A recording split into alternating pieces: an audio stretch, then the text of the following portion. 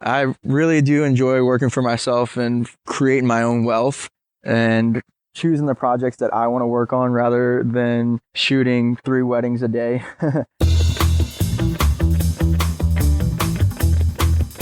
You're listening to the Drone Radio Show podcast, the show about drones and the people who use them for business, fun, and research. Hosted by Randy Goers.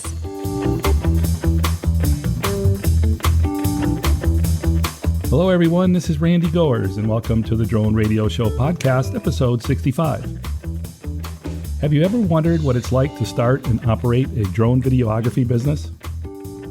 Reese is a pilot, CEO, and founder of Flying Home Productions, an Orlando-based photography and video production company. He and his partner, Nick Feinsod, have been in business for over a year, producing a variety of aerial drone services for weddings, special events, real estate, construction, sports, movie production, and many other services.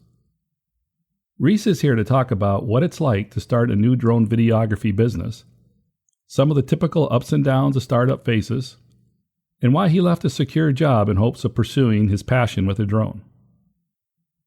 Let's pick up the interview where I asked Reese to introduce himself. So my name is Reese. I was born in New Orleans, Louisiana, traveled out to Florida in 2011 and worked for Disney. Started flying drones when the QX350 came out. I got my bachelor degree in professional aviation and graphic design, so I was really eager to see what capabilities would come from a camera being mounted on a stable aerial platform. And after working for Disney's production team for about 2 years, I decided to start my own company, and that's where Flying Home Productions pretty much came from. What does Flying Home Productions do? So Flying Home Productions is based around aerial cinematography with high quality drone as well as on the ground cameras. And we turn around quick web-based videos for small businesses as well as developed businesses. And we value ourselves and pride ourselves in a quick turnaround for our clients. Tell me about the degree that you completed. Was this to become a pilot or for something more? Professional aviation was to become a pilot.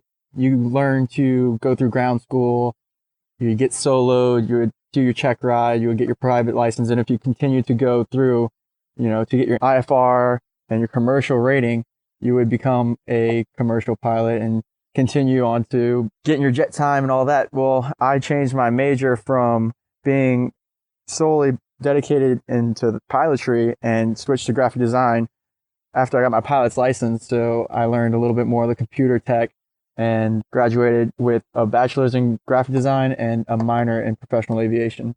When did the idea of working with drones come about? Of course, I was always fascinated with airplanes. And so when they first reached my consciousness, my uncle was actually working for Shell Oil, and he was telling me how they had these multi-rotors that would check the platform booms that would burn off the excess gas. And I didn't really understand what was going on until really the commercialized consumer-based drones came out with the QX350 and the Phantom 1.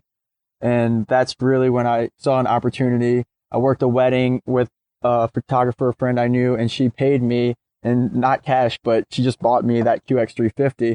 And I spent every day just trying to learn the ins and outs of it. And of course, they didn't have a gimbal back then, so video was really shaky and you couldn't really use it, but you saw opportunities.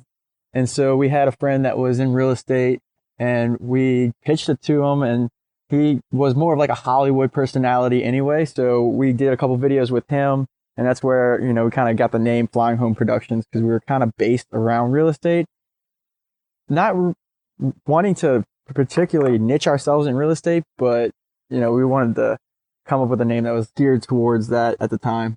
So did you start Flying Home Productions on your own? Well, it's me and my best friend, Nick Feinsod from Orlando. He had the connection with a real estate gentleman, and together we've created the company. So I'm co-founder of Flying Home Production. How long have you been in business? When did you start? We started our company in 2014. So tell me about the early days of starting the business. What was it like? Starting the business, I was already doing some freelance work with my 5D Mark II, just taking pictures, really doing any kind of side work because I just love taking pictures and doing video. Can you tell me how the business evolved? Did you start off quickly, or did things take time for business to grow? The business evolved very slowly. It was just one job here and there, but we both had full-time jobs. So we were able to really refine our angles, and we weren't really pressured to put food on the table by starting our aerial company. We just did a few jobs, and it's such a new developing technology. You don't have any proven track record of what it's going to bring to the table. So we had a friend that had the real estate business angle, and we were developing the aerial photography business. So we just mutually came together and was like, okay, we're going to put this much time and effort into it, and we hope to get, this amount of pay. And, of course, negotiated, because no one pays you what you want on the first go. They want to see what you can really make and produce. And there's a lot of trial and error. Are you now full-time in the business, or are you still working part-time? I am currently full-time with Flying Home Productions. I quit Disney about 6 months ago. And it's pretty much every day that you're not working, you're unemployed, is what I kind of tell myself to keep myself in check, so that I'm always out there looking for potential producing jobs and gather up new business. As drones have become more commonplace, has it become easier to get business? So just recently, it's been a little bit easier to find ways to get paid the prices that we want, because we have the proven portfolio that, shows of our past works and how great of a job that we can do. Whereas in the past, we were working with gimbal-less quadcopters that were just, really hard to put a price tag on. So I'd say that the market is getting a little bit flooded, because, more people are getting Phantom 3s, and you're automatically a pro videographer in the air, but you don't have the reputation and the background. Can you talk about the work that you've done? What are you most proud of? So, of course, we mentioned real estate and weddings. That's just like the grunt work that just pays the bills occasionally, keeping the lights on. But, of course, we do these high action sports cinematography, where we worked with Fox Clothing, where they do the motocross. And we were hired on by a professional wake skater who was mutual friends with me and my business partner. And we were, cruising at 60 miles an hour next to these pro motocross athletes jumping 60 feet in the air. I think that was the coolest job that we've been on. And of course, we were working side by side with my Disney company when I was working as part of their production crew. And we got to go to downtown Pittsburgh for a Department of Defense shoot. And we were literally flying among skyscrapers, and they had the clearance and all that good stuff. So that was a really unique experience. Now, we met at the Drone Nationals in New York City, and you were working on a YouTube video of the event. Can you talk a little bit about that video? And the same thing with my drone cinematography business. The drone racing community is very new and growing. And I get really passionate about the things I enjoy, which is wake skating and drone racing. So I want to help and support those communities as much as possible. So recently, after Drone Nationals in New York, I flew up there. I had a few friends from Orlando that were in town, so I had a good community to create a home base with. And I filmed and shot the entire first practice day, as much, content as I could gather, different angles, GoPro shots, slow motion shots. What did you enjoy most about that project? I really liked priding myself on really quick edits. Something that you can shoot that day, run back to your house or your hotel in this case, and throw together a quick edit to show the people, this is who we are, this is what we're doing, and this is where the sport's, progression's going. And a lot of the pilots' response was really positive. They shared and continued to share throughout the week. And it was one of the most successful videos that I've ever produced. It seemed that they wanted to share with their friends and family what they were getting into out in New York, because, of course, it's just a new thing. And when you say you're into drone racing, no one really gets the concept or can wrap their head around that quite yet. How many downloads did the video get? I think it was 2,500 views in the course of the weekend. That's pretty impressive. It really is. Yeah, anytime that you can really get content out in that way, I think that's why live stream is going to be really big and is really big. It's just taken a little bit more to produce as a one-man team. I'm still very young as a aerial film company, so that's just me showing, my strength and my passion. It's like I'll bring a Wi-Fi hotspot to the drone nationals and put up an edit the same day while we're all still racing, so that A, people see how much passion I have for the sport, and B, how much I can put work into doing what I love to do and hopefully get hired, which it seemed to work out because now I'm getting hired to do the filming for multi-GP nationals in Muncie, Indiana coming up in September. So it did turn out to be productive. Right, exactly. So a little bit of hard work and dedication. That's what I do. I just put one foot in front of the other and just kind of don't stop. Now I'm curious, was your pilot training an asset when you switched to drones, or did it complicate things? Yes, absolutely an asset. Going through ground training, learning airspace. Of course, aeronautical knowledge is going to be key in this industry. And so that's one thing that I do put out to the world. Absolutely educate yourself in airspace. Get familiarized with what's around you. Of course, bridges, antennas, houses, large structures, trees is something that you got to be concerned about. But the stuff that you don't see, which is airspace, how far airports are from you, the tiers that go out from a Class B airspace can really go a long way in a professional career, because it just takes really one mistake to ruin it all for everyone. I feel someone's going to make a mistake, and the commercialization of drones and the media is just going to put it out there, and I don't know where it's going to end up, but hopefully we have a safe market at least another couple of years. And I also find interesting that you have a graphics background already, where many drone pilots have to learn that. Can you talk about how that training has been integrated into your business?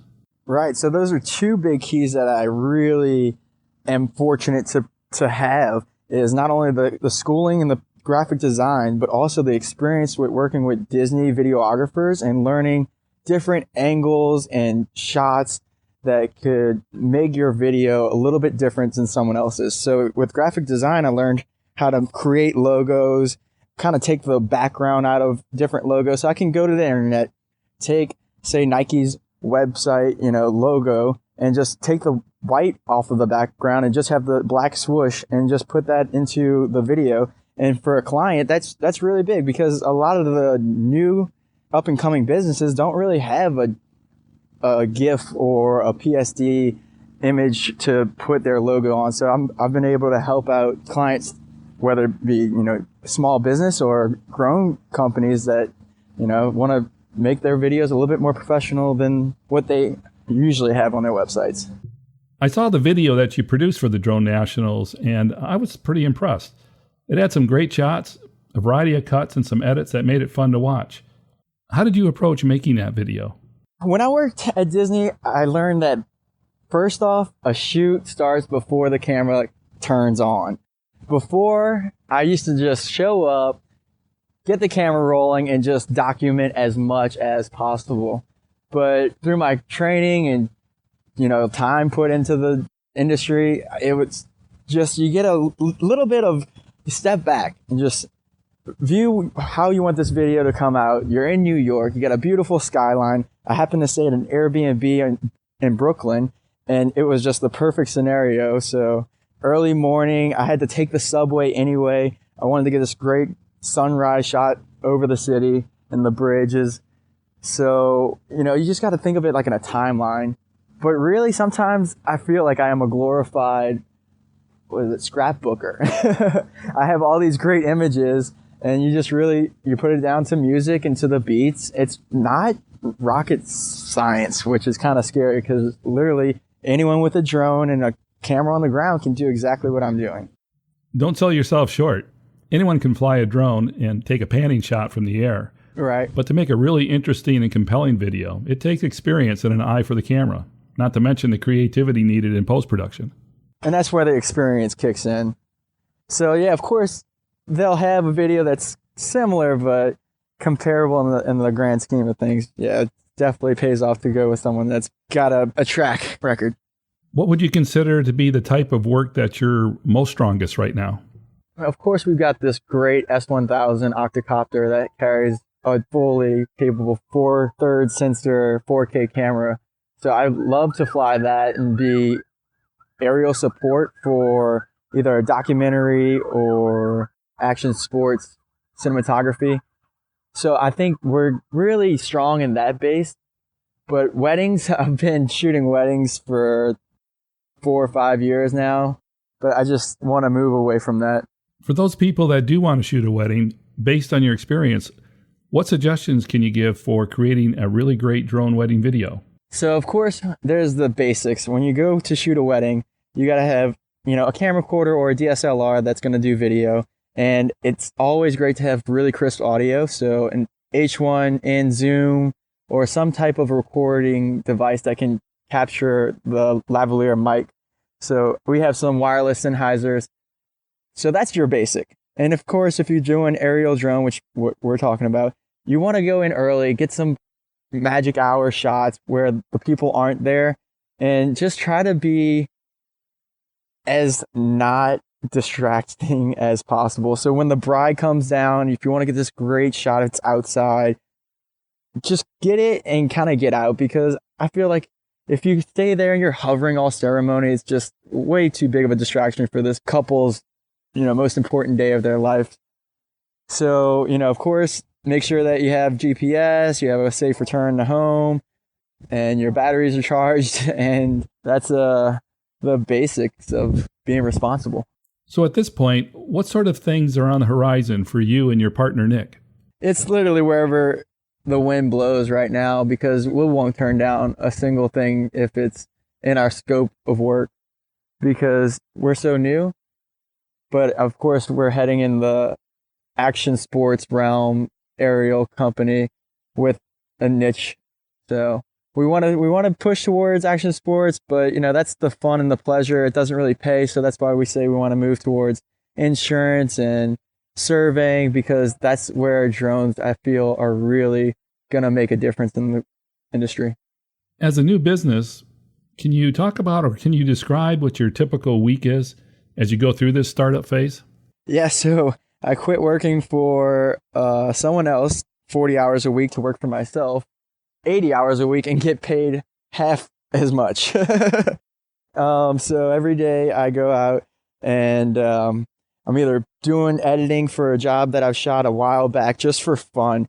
It's not even a job. It's just like a vacation video that I said I would help someone do, or, an Instagram marketing, social media, where someone can see our work and our potential wealth with the videos that we produce. So a lot of it is just putting content out in the world and retouching back with clients that we've worked with to see if, how they are and if they need any help. It's a lot of work, but it's something that you love to do. And what they say, find something you love to do and you won't work a day in your life. What do you like so much now compared to what it was like when you were working for your prior company? Flying the drones is, of course, just so freeing, and adding that to your final product, it just increases the production value. I really do enjoy working for myself and creating my own wealth and choosing the projects that I want to work on rather than shooting 3 weddings a day for the mouse. But, you got to take every opportunity as it comes and make the best of it. And that's what's really going to push you further in the industry. For those that are thinking about starting a drone videography business, what advice would you give to them? I think to be a success in this business, to have a good team. If you want to go fast, go alone. If you want to go far, have a great team and a great network. So find people that are doing stuff that you like and you see yourself doing, and get to know them, communicate with them, see what their tips are, because they've been through it, of course. We're an open community, so reach out to us. My website's flyinghomeproductions.com. I'm definitely available to talk to anyone if you want to shoot me an email. And just put yourself out there. You mentioned the importance of finding a good team. Can you tell us about your partner and how you guys work together? Like I said, I mentioned I'm really passionate in 2 different action sports, which is FPV racing and wake skating. And so when I came to Florida, I had actually written a business plan to start a wake skating complex on my campus. they have in Orlando the oldest wake cable park. So a cable drives you around instead of a boat. And this is where I met Nick. And with wakeboarding and water skiing in general, you need a person to drive the boat and a person that water skis, right? So you need someone to drive the boat and make sure you haven't fallen. And same thing with our drones. We have someone that flies the drones and someone that camera operates. So when we go out, we have, an ebb and flow. We know our different shots that we want to get. We don't really even have to communicate sometimes, and it just works. So it's just finding that synergy and that connection. And of course, we live next to each other. So we wake skate together. We're around each other. Our friends are each other's friends, and it just works out. Sounds great to be in business with a good friend. Absolutely, because we're traveling all around the world, and who better to do it than your good friends? Also sounds like a lot of fun, too. Yeah, we were out here. We got a $40,000 camera strapped to the back of a jet ski in Key Largo. So we were filming ourselves on the Inspire. So maybe we'll send a Snapchat to show you the different things that you can get yourself into. And we wouldn't be out here if we weren't into wake skating and really proficient using jet skis and drones and cameras. It's neat. That's it for episode 65 of the Drone Radio Show. I hope you enjoyed hearing from Reese Dockan and learning about starting and running a videography business. If you want more information on Flying Home Productions or just want to connect with Reese, check out the website at flyinghomeproductions.com. If you enjoyed this episode, please leave a positive review on iTunes. It really does help. And as always, I hope you'll listen to more episodes of the Drone Radio Show podcast to hear how others are using drones for business, fun, and research. For the Drone Radio Show, I'm Randy Goers.